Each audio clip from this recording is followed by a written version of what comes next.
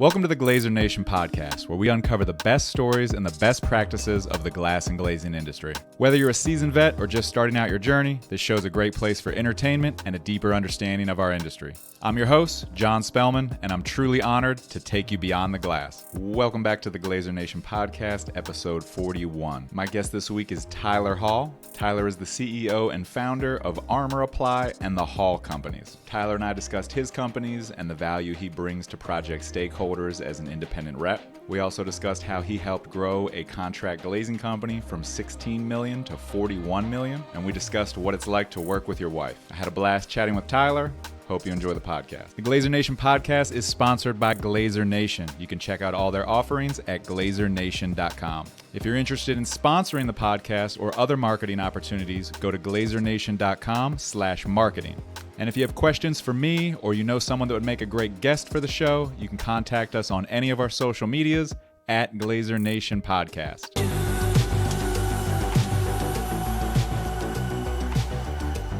Does your 6.5-year-old play any sports? Oh man, you name it, dude. You name it. She's a soccer star, absolutely fantastic at soccer. She's on the pre-competition team for gymnastics, does about 5 hours weekly of practice between Tuesday and Thursday. She's actually got her first meet this Saturday. And then she does cheer as well, so they're about to start up a new season for that as well, which that's a little out of her comfort zone. I think she just likes it because her friends are there and whatnot, but she much would be flying through the air or running down a soccer field. She's got a little dirt bike, her second one, that she is kind of getting the handle of. And I mean, dude, she just anything all the time, man. From the time she wakes up to the time she closes her eyes, dude, she is on full go. That's good, man. I think it's so important. For kids, I don't know what your guys, I don't know what your all strategy is for the screen time. I know different parents do different stuff. Our kids do screens, but it's like a constant battle. We just try to maintain, and I think I got a pretty good balance and a pretty good agreement is that we just need to match the digital time with physical time. As long as we do that, I'm pretty good. Yeah. I think with how much she has going on in her daily life and practice and events and all that stuff, man, I mean, 30 minutes, an hour worth of time a day, whether it's between driving somewhere or when she's kind of settling at night, hey man, go for it. When school starts back up, we'll start kind of her weekly chore chart. And instead of, getting paid in money or whatnot, it's really kind of earning back the things that she already has. So, hey, if you don't check off that list today, you don't get your tablet time, or you don't get X toys, or you don't get to play with that stuff or make a mess or do paint or whatever. So, I mean, we really try to incentivize her with the things that she really enjoys, doing, because it's almost guaranteed to, work. But if we offer her money, she has no concept of it. So. Yeah, no, I'm listening to you say that, and I like that, right? Like there's two things going on. Number one is like the balance of screen time. I already said I'm pretty good if we just match it with physical time, right? But at the same time, there's like this weird thing where like I don't want my kids to not keep up with the technology, right? Like absolutely, man. Technology is moving so fast that like is it through gaming? No, but it's through using the devices and like. Yeah. My 8-year-old's already at the point. I remember when my parents didn't know how to like put a DVD in, right? Oh, like, yeah, man. My 8-year-old's already at that point. Like my wife and I don't know how to do so. We ask him to do it, and he does it. So like there's that edge. And then what you said about the money is like, yeah, my kids get money for chores right now.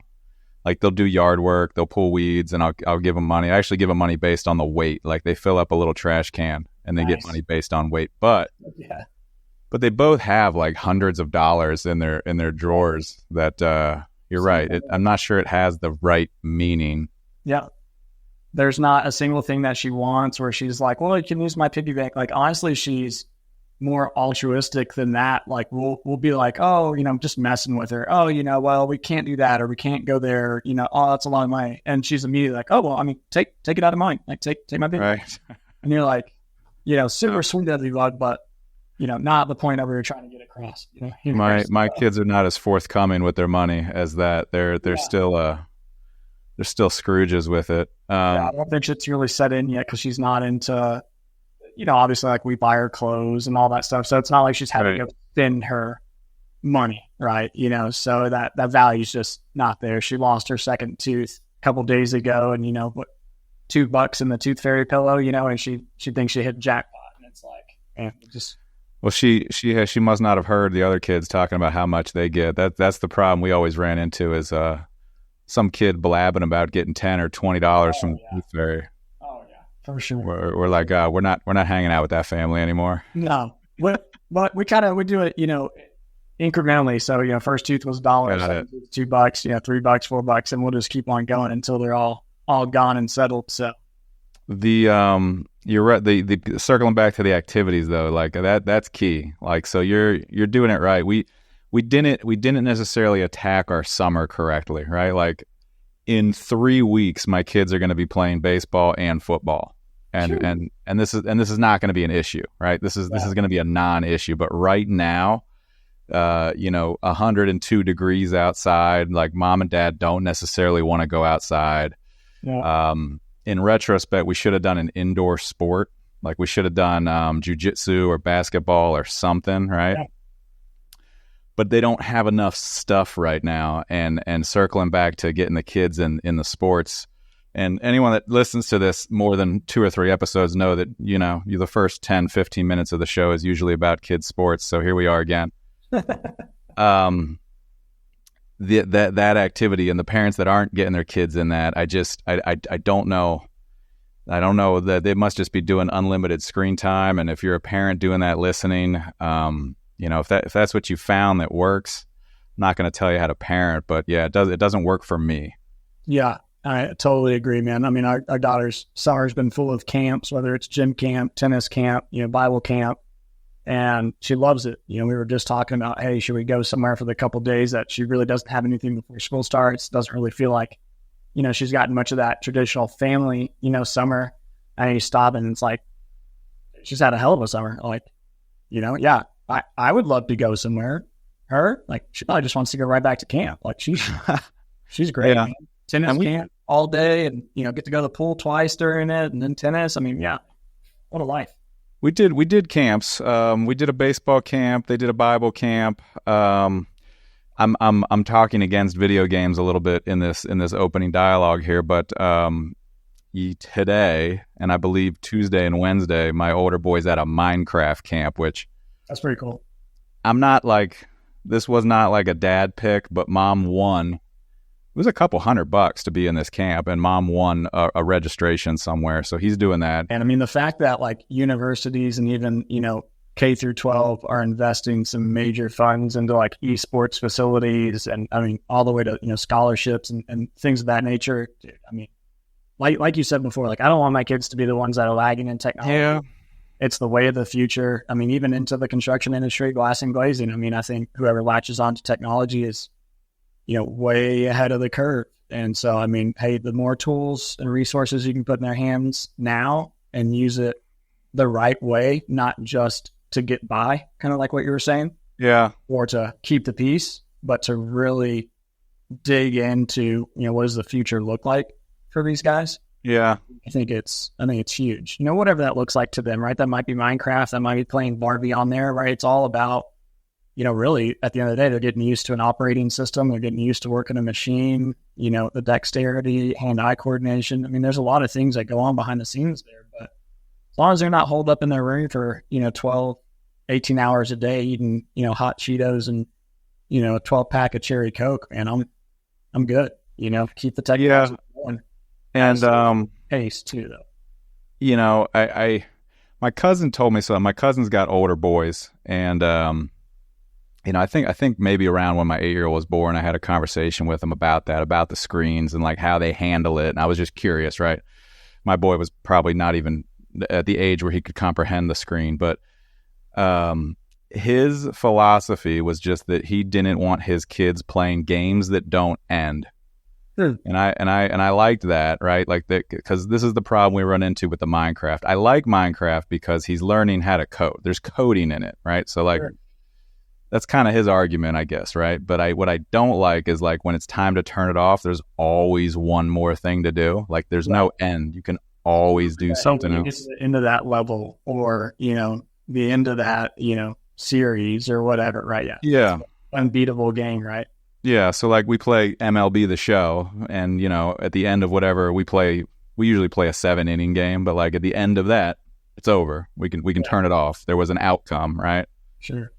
But I'm going to take that segue you took into the glass industry, of technology in the glass industry, and we're gonna move the show along.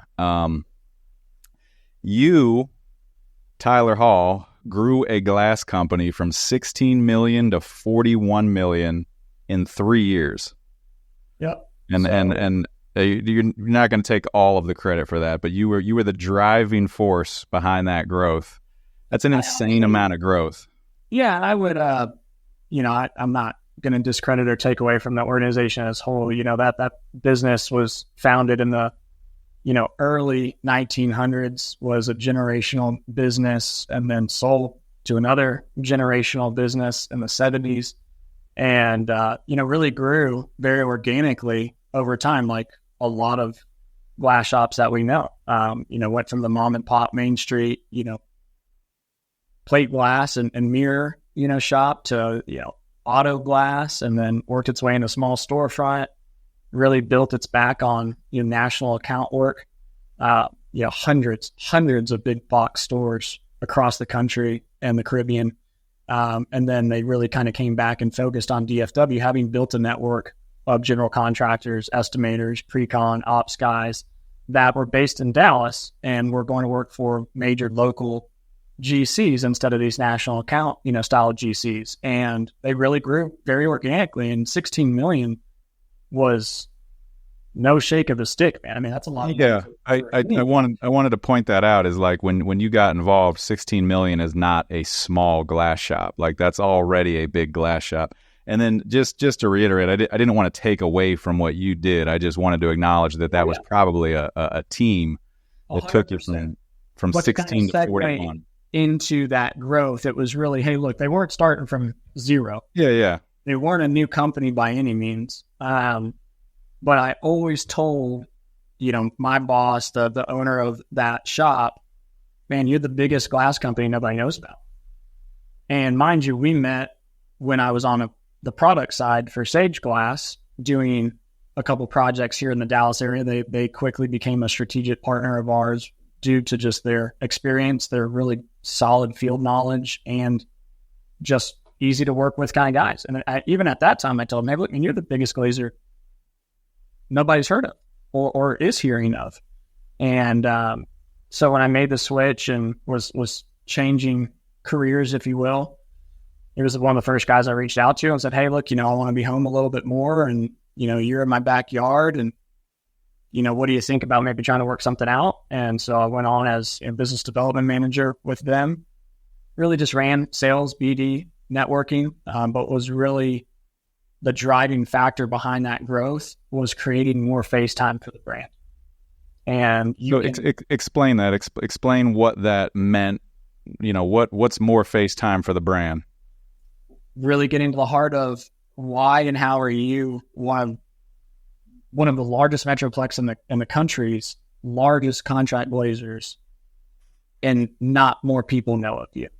Whether that's GCs, architects, developers, vendors, what can we do, the glass industry as a whole, what can we do to bolster that reputation, that image, the marketability? What can we do to just beef that up? Because what you find is, so many glass shops, so many just trades in general, those founders or the second generation, third generation, they're still so caught in the weeds of just turning out work and bidding, chasing, selling, executing. And it's just rinse and repeat, that very rarely do they stop and go, man, I really need to go to this networking event, or, hey, it's got nothing to do with glass, but, I really should go, try to go to the Subcontractors Association, the Metroplex meeting, or, I'd really kind of like to learn a little bit more about, small business, financing. I need to kind of put myself out there. Oh, there's an architecture mixer for, AIA, this week. I need to maybe go see if I can, shoulder up with some other people in the industry. Yeah. There's very, very few people who, as an owner operator, have the bandwidth to be able to do that, or just the desire to, the knowledge to. And then there's that next stage up where you're at the big dogs, and that's, either a C-suite level position or a director level position where that's all they do. And they've got the funds for that. That BD, marketing, industry relations, and that's all that person does. And that you can see how that pays off for them. But there's a huge disparity between the size of shop and the ability or the desire to take that approach. And so that's really where we jumped in first, was like, hey man, show me the portfolio from the last, 6 years, 5 years. Let's go take a look at some of these around town. Let's, get some photos done. Let's really take a look. And from there it was, hey, let's build a digital portfolio. I think we had some work being done on the website at the time. We established a LinkedIn presence, an Instagram presence. And it was like, all right, let's just start getting this out there because, the incoming generation for the GCs, architects, developers is the same as the incoming generation and the younger generation of the glazing world and the trade world as well. Yeah. They all have their phone in their hand, whether it's, Procore, Instagram, whatever, right? That phone or that tablet is in their hands constantly. And they're just like you and I, right? They go home, it's the end of the long day. Yeah, man, they're on Instagram or Facebook or, TikTok or whatever, man. And just, I think you're hitting on an important note that, you kind of already said it, is that your normal owner of a glass shop, general manager of a glass shop, CEO of a glass shop, those titles might change depending on the size, right? Or the structure. It doesn't matter. That person, they're not doing that. And, maybe they're happy at 7 million a year, 10 million a year, 12 million a year, whatever it is. But I think you're right that there is a level of what you're explaining that's required to get into that next tier. And I recall back at Metro Glass, we used to call it the dog and pony show. And we would go to GCs, some of either our favorite GCs or GCs we're trying to get more work for. 9:00 in the morning, we'd like to meet with your pre-con team, and we'd bring them breakfast burritos. Yep. And you're explaining it a little more modern, right? Like I'm going back 15 years. Break it down, and that's the same concept. Same concept. And that we did a million of those. Let's get the digital portfolio up. Let's get it on something to where it's spinning while we're doing meet and greet, breakfast, lunch, happy hour, whatever, man. Events, games, vendor tours, whatever. Like, let's go add value to it. And the more FaceTime we could create, there's not a single one of those that we left or I left and didn't have an inbox full of stuff before I could even get back to the office. And I think there's an additional level of value to that post-COVID, is that less people are doing it. Mm-hmm. So you have less competition, and you also have like a bigger impression because you go to a GC and you bring breakfast, like no one's doing that. Yeah. So you're now the guy that did that, right? There's something now that I offer all my customers, right? Like, hey, you were trying to work with a GC, I'll come do a lunch and learn for that GC on your behalf. And I've been offering this to my customers. Maybe some of them listen to this. I'm not entirely sure, but no one's taken me up on that in like 2-3 years. And it's like a free service that I'm offering for that free FaceTime. But yeah, that's a shame. That definitely more people should latch onto it for sure. That just kind of shows how no one's doing that. No one's even taking someone else that's offering to do it for free. So to your point, I think there's a ton of value there. That's great advice. 100%, man. And I think that, digital presence is just as critical, right? You have to stay front of mind. Especially when you're talking about like GCs, architects, they got, 26 other trades to worry about on a job. They've got an active project going, right? It's how do I create differentiation? How do I stay front of mind without having to be on the phone or going back and forth via email about something specific? How do we just stay relevant? And then we started kind of doing like these material board posts of, hey, what do you think about this, Conair bone white with this, SNX 5123 crystal blue and, XYZ color, whatever. Like, what what do you think about the color scheme? And people would comment, until they were blue in the face, or send, private messages. And those were like social media posts. Yeah, either social media posts or like when LinkedIn was doing the stories, stuff like that. And man, I mean, people would reach out from everywhere. And no, that's a great idea because it's a great idea because you're generating like a reason to interact with that. You're absolutely. You're asking a question without asking a question. Yeah, I mean, like architects, GCs, developers, like glassing and glazing is probably one of the hardest things for them to actually touch and see and feel without actually having to go touch and see and feel it. You can get samples all day long, but the wheels just spin, right? I mean, it's like, oh man, I'm overwhelmed. There's a million different colors, a million different glass options. And then I don't even know, where we need to be, com check wise to get here. And is that going to throw off my idea? And, can I really do curtain wall here? Could I do, I really want more seamless look, SSG. And those wheels spin, man. Like, I mean, just spin and spin and spin and spin until they finally either get that GC with a trade partner or they have that direct relationship with a contract glazer, which I think that part's hugely missing in the marketplace, is that glazer to architect or glazer to developer direct relationship. Yeah. To be that resource, but also dedicate the resources to that relationship to where you don't feel like you're just wasting time and money, right? Yeah. Like, what have we generated from this? And you have to play the long game with it.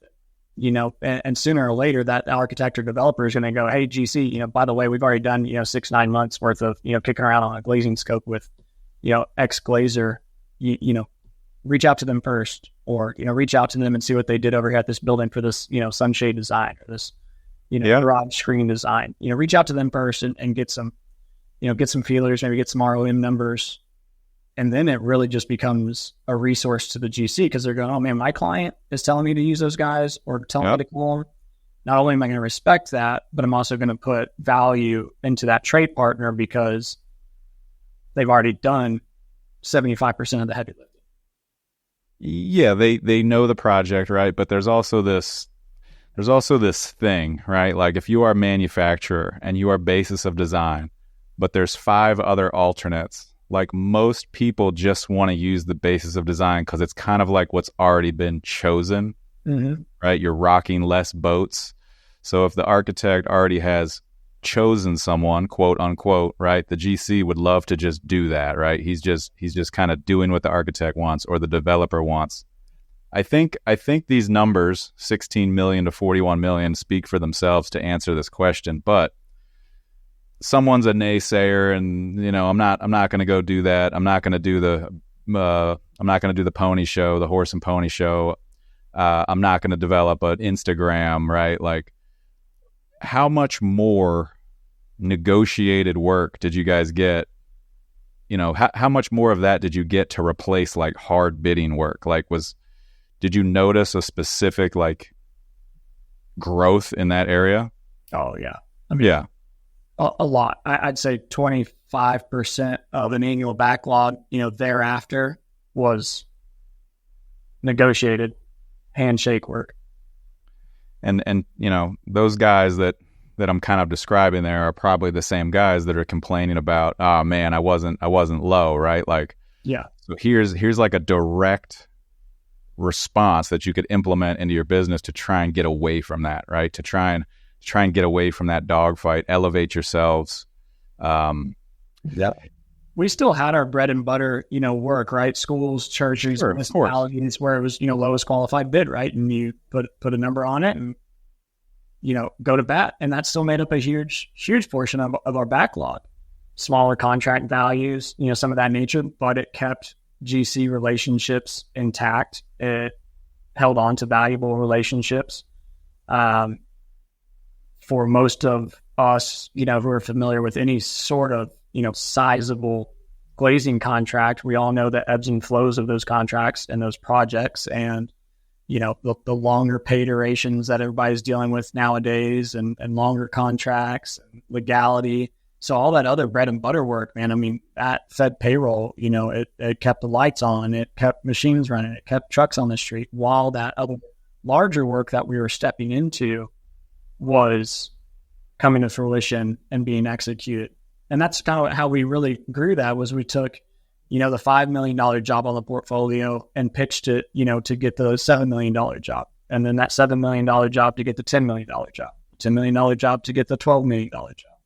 And we just kind of grew in steps like that, use that next one to build on and get that and chase that larger one. Show it increasing in capability, not just this stagnant. This is what we do, right? This is our sweet spot. This is what we do. There's nothing wrong to having a sweet spot. Yeah. But the right business would call that a division, right? So as you're growing, you have to increase your staff. You have to properly staff, and you have to create those divisions if you want to create differentiation within your business. And as you create those divisions, you grow into that, storefront and service, your interiors, your, bath and shower, and then your large commercial. And then even I would venture to say, monumental. And if you can properly divide your business into those buckets, I mean, it's on, man.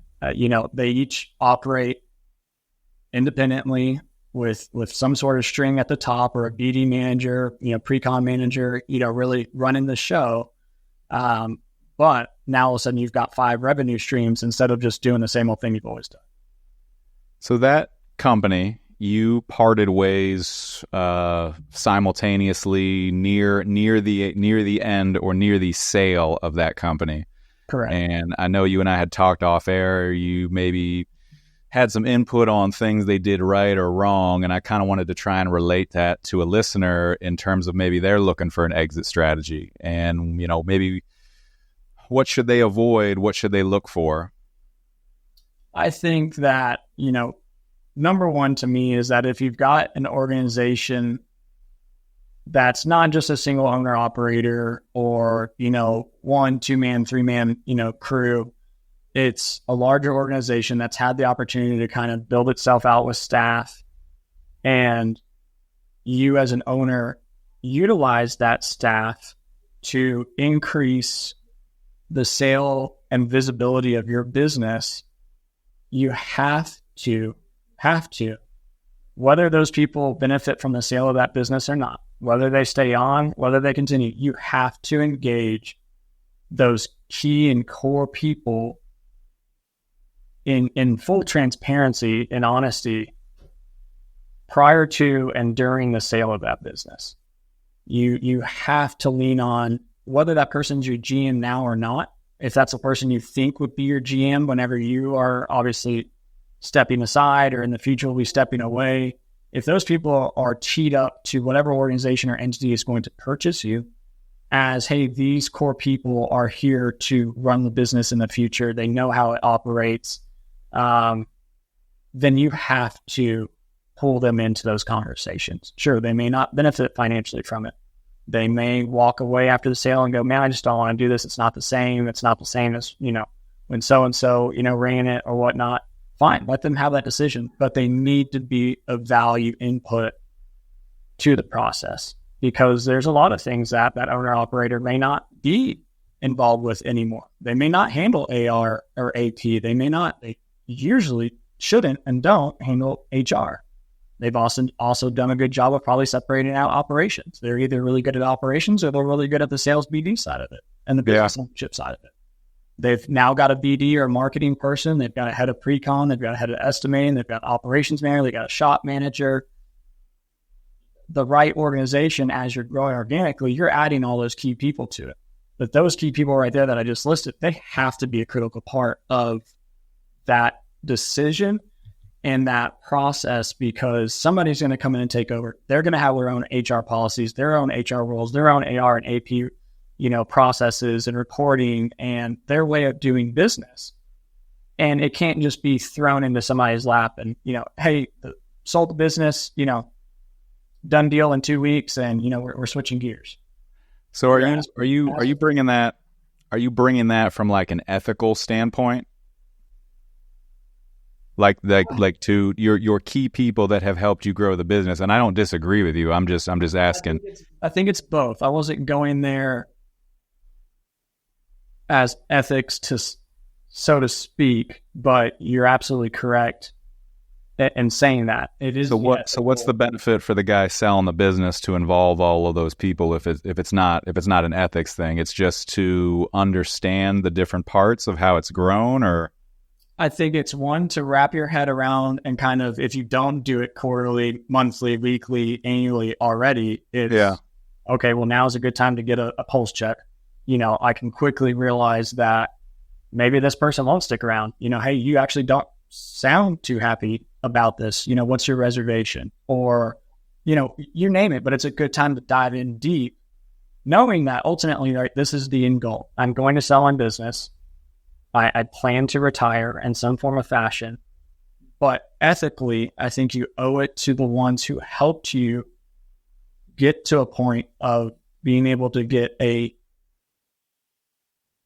large or, very nice valuation on a business because you didn't build it by yourself.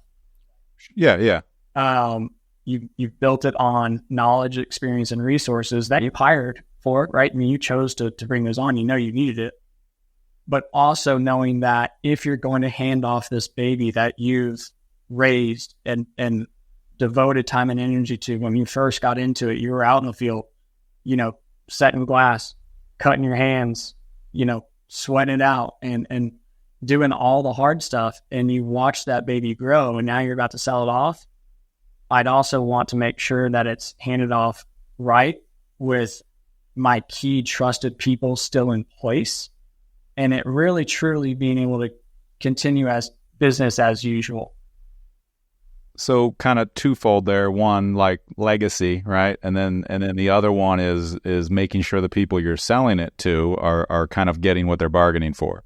Absolutely. Because I think if you just go to dinner with, some broker and it's well, we can get you this for that, kind of thing, it's very transactional. Whereas you say, hey, that's great, but I want you and whoever, you're pitching this to, before a deal's done, before we even talk numbers, they need to come in and meet the team, because not only are they buying my business, they're buying, people who I consider family, who I've built a long-term relationship with. I've, been at their kids' births, and I've, been there when their parents passed away, or, we helped them through a hard financial time. You've built this familial bond with people, and you need to come in and see and meet not just the brand you're buying, but the people that make that brand. And there might be, to benefit the seller here, right? We've already talked about ethics and the legacy of their company, but now you might actually talk about a financial benefit, because you get an offer and you say you need to come meet these people, and they come meet these people. You might have more leverage for a counter offer if all of your people are kind of on board. 100%. You're showing strength. You're showing longevity. You're showing that, hey, while this business is privately held and it's got my name on it, the goal is for me to not be here in 2 years. Yeah. So I'm showing you something that you don't have to babysit. You don't have to reinvent the wheel. They're great at what they do, and they've executed at a very high level and gotten us to this point of conversation. And a lot of the zeros that are behind your valuation and confidence in our company are because of these people. And the little I've learned about acquisition is the person valuing during the acquisition, right? The buyer or the buyer's agent, whatever. They're looking at, okay, if the owner's not around and he does X, Y, and Z, I have to now go pay someone. I have to buy an employee. I have to pay an employee to do X, Y, and Z. So that's part of the evaluation process, or I should say valuation. Somebody the other day, another local glass shop owner, and he's looking to possibly, buy somewhere in the North Texas market due to the expanding, market and volume up there. And I mentioned the name, and he said, yeah, that'd be a great location. And then the second question was, man, but would you recommend anybody as a GM? And it's like, yeah, man, I mean, that's, unless you're going to run it, you've got to go put that in place, especially when you're talking about a family-run business. The patriarch is well past retirement age, and there's no plan. There's no plan. There's no staff. You're going to have to put somebody there. You're going to have to put the time into it. make sure they do things the way you like them done. And that takes a ton of time. There's a tangible and intangible value to it just operating, press start, really truly the continuous business as usual. Every investor says it. Every equity firm says that. We've all seen it. Yeah. We've all seen large firms that, literally say that in the news releases and whatnot, and then it's changing within 2 weeks. Yeah. There's a huge value to just pressing go and it being a seamless transition. Yeah, I think any investor, any equity company, anybody, any private buyer, that's the whole goal of business investment or buying is you want something that operates without you. I mean, plain and simple. Yeah, and not to name names, but as the glass and glazing industry podcast, when you mention business as usual during acquisitions, I'm sure people can name some examples while they're driving in their car or sitting in an airport of companies that have been acquired that are not functioning business as usual. Yeah. But we won't get into those. So, hey, when this company is going through this, and the timeline of when exactly you left doesn't necessarily matter, but you had a side hustle while you were there, which is armor apply, or while you were leaving. The timeline doesn't matter. You had a side hustle. The question I want to get to is, when did you determine that your side hustle was a thing, that it was now a full-time thing? Pretty immediately. We had really reached out and started doing some just market engagement with glaziers that I had known from, being around the country, whether it was with Oldcastle or Sage. I was very, very lucky and fortunate to meet a lot of people across the country. And I was with OBE up in the Denver market in the Mountain West region, and knew that was kind of separated enough from the market that I was in. It wasn't like I was calling a, competing glass shop that I just happened to know the owner of or anything like that, right? I was calling guys out of the market to have a level of respect, and started there. And then the glass shop I was, working for, we didn't go outside the DFW area. So I was calling guys down in South Texas, Central Texas, across the country. And man, probably within that first week of doing that soft, engagement and never hearing, the word no, or that's a bad idea, or man, I'm not sure if the market's there for that. With a week full of nothing but, yeah, man, if you do it, we're on board. Hey, yeah, we're seeing more of that. If you're going to do it, yeah, man, I don't have the time. I don't have the labor. I don't have the desire. It's all yours. And, so about after the 5th day of getting those answers, it was pretty quick of, all right, well, there's definitely a business here. Obviously, we have to grow a backlog in order for this to be a full-time thing, but I also can't get the backlog where I need it to for this business to be what I know it can be without being in it, full-time. So how did you get linked up with Armor Apply? Like, how did it's a very niche item, right? Parallel to our industry, but how'd you get locked in with them? Through Matt Price. Whenever Matt had Armor Guard, obviously a lot of people know Matt. We didn't have many direct dealings with Matt on the glass shop side, just because, Matt's in a different market, but Matt's got a big presence and he's, obviously everywhere all the time. I think we were headed to, I think it was BEC in Nashville whenever the tornado hit, whatever year that was that 18, I think. And I had sent out something on LinkedIn of, hey, if you're in town for BEC, let's, grab a drink, grab dinner. We'd love to tell you more about our business. And Matt was one of the guys that reached out and said, hey, I don't really sell you much, but, I'd love to link up and just introduce myself and chat. And so we did. And one of the things he, showed us was Armor Guard. And we kind of took a step back coming back to Texas and said, man, we are getting a lot of requests, for this, and, maybe we should give it a shot. And when we did, we had our own guys, rolling it on or field applying it. And I quickly realized, man, while we might have the guys and we might be okay doing it, we're not doing a good job of it. Our guys who are glaziers by trade, by all they've ever known, they don't want to be material applicators. no matter if they're still making the same money per hour, that's not what they want to do. So they do it, poorly or rushed or haphazardly, or they're getting it everywhere that it shouldn't get. And there's just no workmanship to it because it's not what they want to be doing. So this is your company, Armor Apply, and you have glazers doing the application. No, we W-2 all of our own labor. So glazers at that time, what I'm saying is when I was with that glass shop. Got it. We kind of dipped our toe into the as a material protection. Got it. Now that transitions to your employees not being glazers.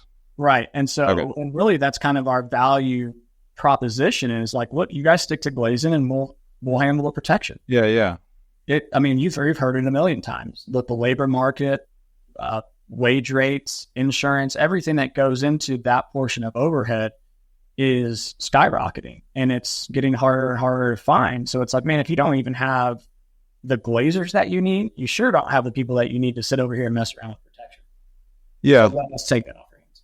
Yeah. No, I think you have a great point. I mean, is it something a glazer can do? Yeah. But a glazer can also do skylights or an automatic door or, a canopy, these other things that if you somehow get included in your scope, might be decent items to subcontract, right?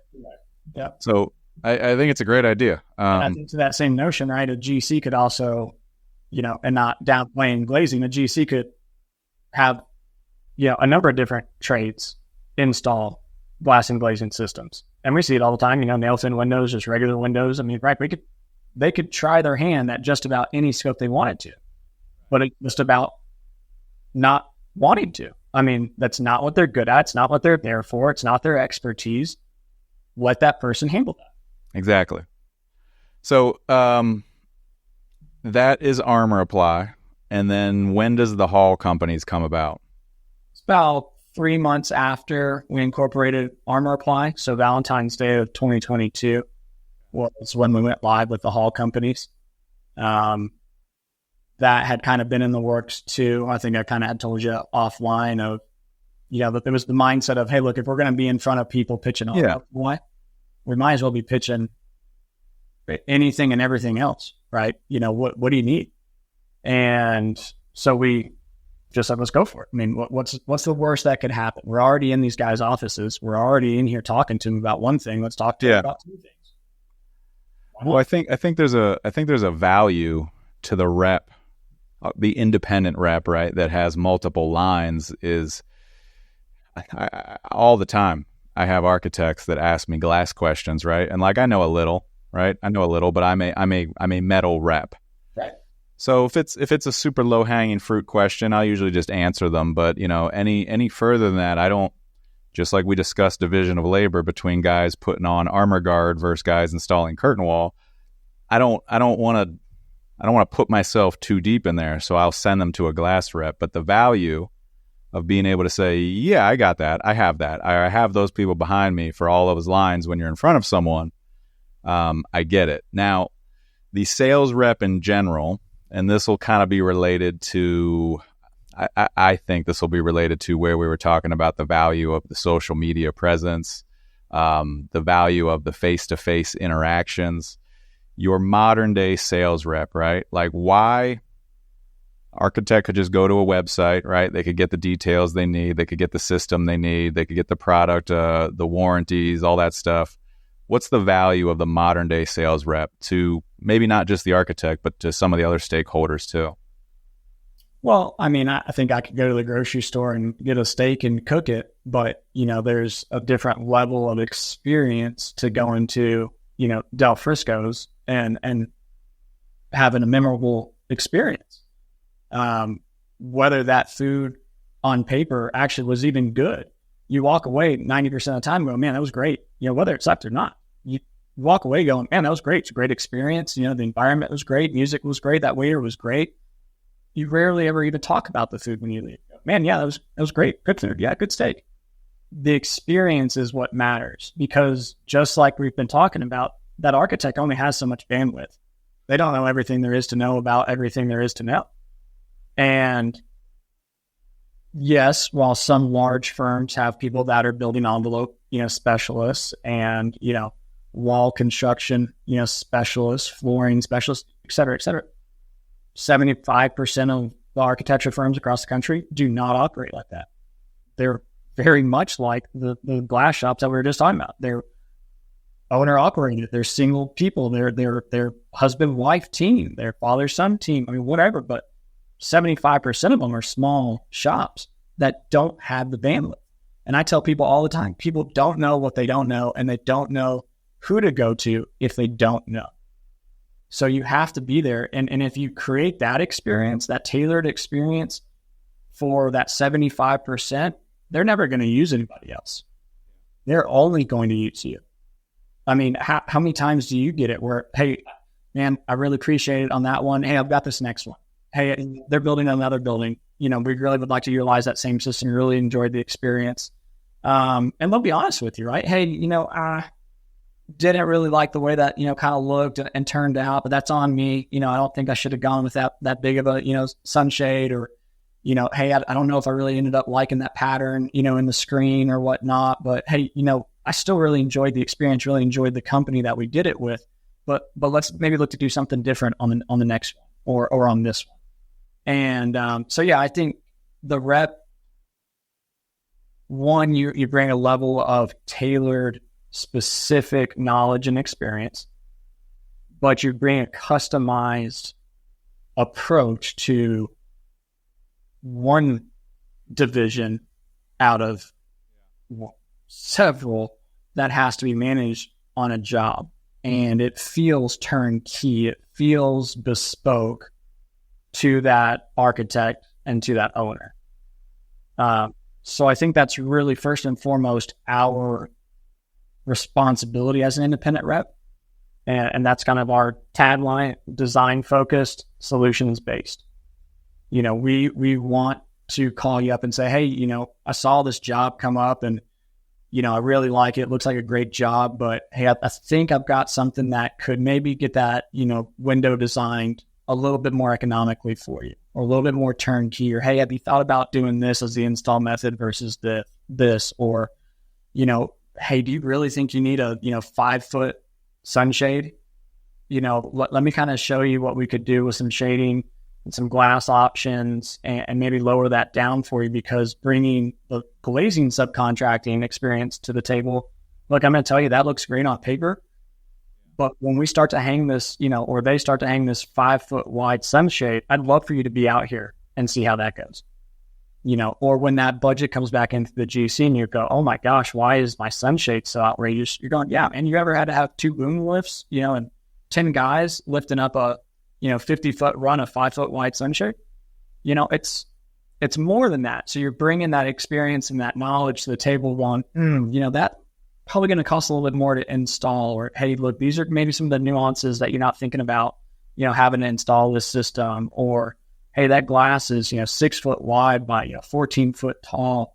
This is some of the other equipment that's going to be needed to really get this in here. While it looks great, it's going to turn out great, you need to be thinking about some of these logistics items as well that's going to drive cost. And so bringing that tailored approach to it is worth its weight in gold. I think a couple key points in there is, first of all, the architect firm that does have the specialist facade guy, right? I would probably argue that guy probably has more manufacturer rep or independent rep connections than the other one does. And that's probably what enables him to be good at his job, right? So myself as a metal systems rep, right? Like, I don't understand how an architect could get by without one, because I don't even know everything. And a lot of times I have to go back to my team, to my engineers, to my product specialists, and really drill down to get that answer. So I don't know how they operate without good reps and good and relationships with those reps. How does the modern day sales rep foster those relationships? How do you find people, and then how do you, I mean, you kind of alluded to some strategies of when you're looking at a project of what you can do for that person, but how do you, Tyler, or the Hall companies, how do you kind of stay front of mind to that person? So I just use this phrase in another deal last week, but kind of live by the greater your network, the greater your net worth, right? So for me, obviously the end customer on both sides of the spectrum, the glazer and the owner operator, owner developer, whomever, that's where the relationships start for me. I want to be able to sandwich in a project, sandwich in a relationship and a sale from those two. So if I find an opportunity, I'm immediately going to who do I think the glazer is going to be that could execute that, or at least a handful of the guys that would probably look at that work in that specific market. Then who are the GCs that are probably going to play in that market? Probably already know who the architect is by that point, right? Then who the owner is, and get in front of that owner and create that same value. And it's, hey, and what we found that works really well is, look, what do you think you want to spend on your facade? Great picture, great rendering, looks fantastic. But what do you think you want to spend here? And, they'll throw out some number and, you might flinch, you might go, oh yeah, hit that on the head, right? Or you're pretty dang close. What could we do as a rep firm to bring you products and qualified installers who specialize in this segment of work that we could hit or get close to that desired price per square foot? And if we do, can we take this off the market and do we have a deal? And it's worked very, very, very, very, very well for us. And it's a method that we'll continue to use in the marketplace. So with that being said, I wanted to ask you where you felt your time was best spent with which stakeholder, and it sounds like it's owner developer. No, I would say it's all the way across the board, but our relationships are just already established at that glazing level, right? And we been a glazer, sold to glazers, still sell to glazers. Those relationships are established. I still meet guys at events or trade shows or out in, kind of outside, markets, whether it's, West Texas, the Panhandle, the Valley, East Texas, where not a lot of people go and spend the face time. I still meet people on a daily basis that I've never known. But we can really quickly build rapport. I don't represent a million different things. Got, 10 offerings, and they're going to know and they're going to associate that moving forward, just like that architect, right? Hey, I'm that guy that came through here, he has a, bullet resistant line. We just got this, job across the table. Hey, give him a shout, or hey, this fire resistant line. Hey, give him a shout. Or this is a perfect job for windows. There's this hotel bid that just came across, and, I don't think the shop can handle any more stick built capacity, but, we should take a look at this with a, prefab, pre-glazed window. Great. Call me. And that's just kind of how that works. But once that's established, it's established. Sure, you keep a touch point. Sure, you touch base. Sure, you're talking on quotes and ITBs and RFQs moving forward. That's a daily thing after that. Yeah. But yes, the area that drives the most value for us is that GC level and that owner level. So not to give too much away to your competition, but how are you getting with that owner? Is that just cold call, set up a meeting? I'd like to talk to you about the facade. How does that? Yeah. I could be all the above, man. I really try to put myself at or around events. BizNow is a fantastic one. If you've got it in your market, obviously highly suggest it. It was very new and small whenever I first came to the Texas market with Sage, and it's blown up and it's really become a powerhouse of the who's who at some of these events. And it's all the way from the, financiers to the owner operators to, third party, P3 developers. The C-suite of the GCs are usually there, whether it's their project executives, BD, pre-con, GMs, usually the heads or principals of most of these firms. The architecture firms are there. So it's a very quick way to kind of cut through the fluff and say, hey, look, I know that you personally may not be working on this. Yeah. Can you get me in touch with your team, or I'd love to come in and, do a meet and greet or, breakfast or, lunch or, let us sponsor a happy hour for you guys. You mentioned working with your wife. I want to pry a little here because my wife and I have talked about, different things, as I'm sure almost every married couple does, right? You've got ideas, you've got dreams. Whether they come to fruition, you talk about things. how is it working with your wife? It's been fantastic. It's been, and I know she's going to listen to this, so I know you're going to.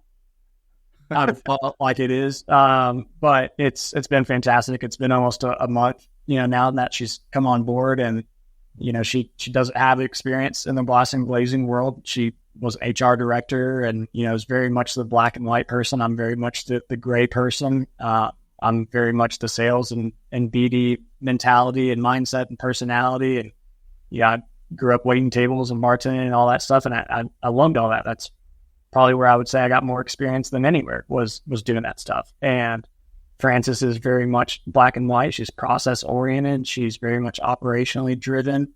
And so she balances this business and me out as a person, exceptionally well. So is every day going to be awesome? No, but I think that's perspective. It's awesome getting to work with my wife and getting to have our own business, and whether it works or not in the long run. Yeah. We can say we tried it. Yeah. Yeah. Do you find that having kind of the different personalities, like that's going to be kind of part of the success?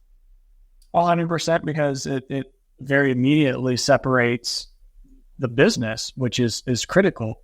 You don't want two of you working on the same thing. You're going to find that you're going to butt heads faster probably doing that, because it's like, well, why are you doing it that way? We're both cold calling here, but I don't like the way that you're pitching that, or hey, you kind of messed that up. It's like, I'm good at this, you're great at that.